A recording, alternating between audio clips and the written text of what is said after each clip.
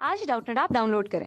Doubtnut पर अपने सभी गणित, रसायन विज्ञान, भौतिक विज्ञान और जीव विज्ञान के डाउट्स का करो सफाया। बस प्रश्न की फोटो खींचो, एक ही प्रश्न को क्रॉप करो और तुरंत वीडियो सोल्यूशन पाओ। अभी डाउनलोड करें। हाय फ्रेंड्स, यहाँ प्रश्न में मुझे दे रखा है एक शहर की जनसंख्या प्रतिवर्ष 4% बढ़ती है। यदि आरंभ में शहर की जनसंख्या 50,000 थी तो 2 वर्ष के बाद शहर की जनसंख्या क्या होगी।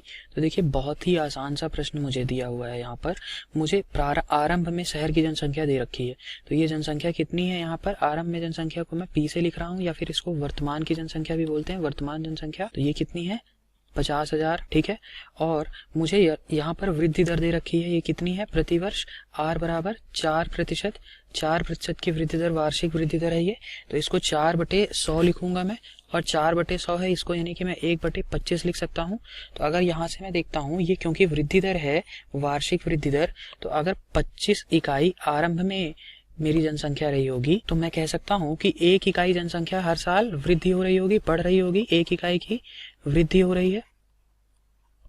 तो यहाँ से मैं क्या कह सकता हूँ कि प्रारंभ की स्थिति और अंतिम स्थिति में जनसंख्या लिख सकता हूँ। तो देखिए, प्रारंभ में जनसंख्या क्या थी और अंतिम में जनसंख्या क्या थी। तो देखिए, पहले वर्ष के लिए अगर, और मुझे समय कितना दे रखा है, देखिए 2 वर्ष, तो मैं यहाँ पे लिख लेता हूँ t बराबर 2 वर्ष।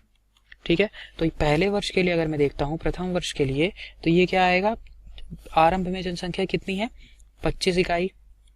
ठीक है, और अंतिम में कितनी हो जाती है, क्योंकि 1 इकाई की ये वृद्धि हो रही है, तो मैं 25 + 1 यानी कि मैं लिख सकता हूँ 26 इकाई हो गई। ठीक है, 1 वर्ष के अंत में। दूसरे वर्ष में अगर मैं देखूंगा, तो दूसरे वर्ष में भी आरंभ में अगर 25 इकाई थी, तो अंतिम में कितनी हो जाएगी, 25 + 1 यानी कि 26 इकाई। तो 2 वर्ष के लिए मैं अगर पूरा देखूं, तो ये क्या आ जाएगा, 25 × 25 यानी कि 625, और 26 × 26 यानी कि आ जाएगा 676। 26 कवर होता है 676। तो देखिए, मुझे प्रारंभ में तो जनसंख्या दे रखी है कितनी है, 50,000।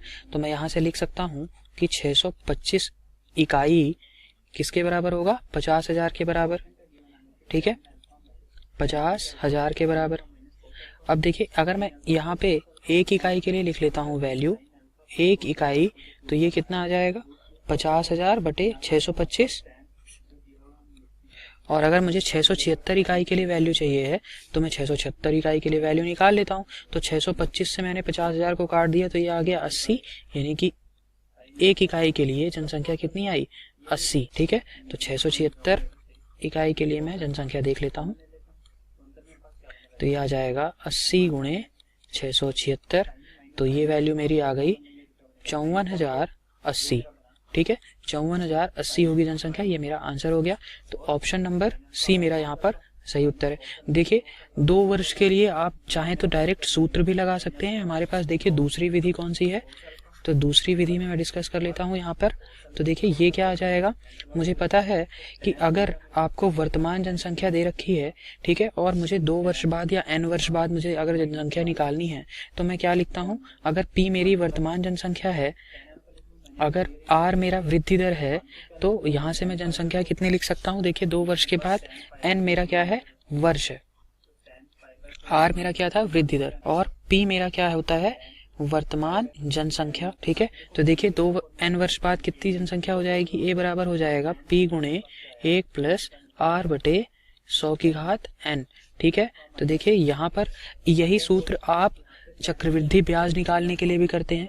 ठीक है, तो देखिए यहाँ पर अगर मैं आपसे कहूँ कि मुझे p दे रखा था कितना, 50,000। ठीक है, 50,000 मुझे जनसंख्या दे रखा था।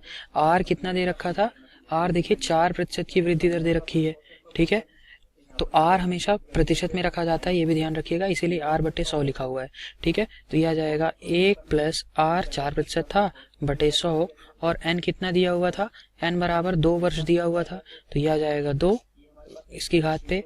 तो इसको जब मैं हल करूंगा, तो ये कितना आ जाएगा, 50,000, और 4 से मैं 100 को काट देता हूँ, तो ये कितना आ जाता है, 25, और लघुत्तम ले लूँ तो ये कितना आ जाएगा, 25 + 1, 25 × 1 25 + 1 यानी 26/25। तो 26/25 का वर्ग होगा, तो 26/25 × 26/25 कर देता हूँ। तो देखिए, ये वैल्यू कितनी आ गई मेरी, 50,000 बटे 25 गुणे 25, तो ये वैल्यू मेरी आ जाएगी 80, और यहाँ मुझे 26 गुणे 26 करना होगा, तो इसको मैं गुणा कर दिया मैंने, तो ये कितना आ गया, 26 गुणे 26 आ गया 676, तो 80 गुणे 676 बराबर ये कितना आ गया 54,080। ठीक है, तो देखिए यहाँ पर भी यही आंसर आया है और इस विधि से भी मेरा यही आंसर आया था। तो मुझे 2 वर्ष बाद जनसंख्या कितनी आ गई, 54,080। ऑप्शन नंबर सी मेरा यहाँ पे सही उत्तर था। Thank you. कक्षा 6वीं से 12वीं से लेकर नीट, IIT, JEE वो एडवांस के लेवल तक 1 करोड़ से ज्यादा छात्रों का भरोसा। आज ही डाउनलोड करें डाउटनेट ऐप या व्हाट्सएप करें अपने सारे डाउट्स 8400 400 400 पर।